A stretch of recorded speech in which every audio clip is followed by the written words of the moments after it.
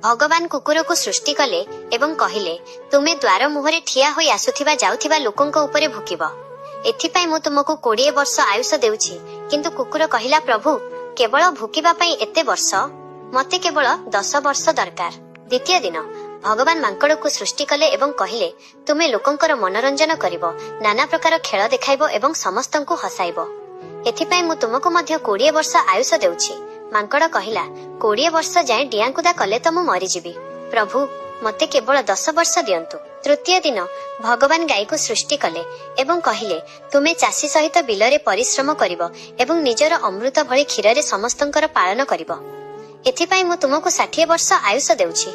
गाई कहिला एहा तो बहुत कष्टकर जीवन प्रभु, मते आपण केवल 20 वर्ष दियंतु। चतुर्थ दिन भगवान मनीष को सृष्टि कले एवं कहिले जाओ खेलकूद कर, विवाह कर, आनंद कर एवं परमात्मा को प्राप्त हुआ।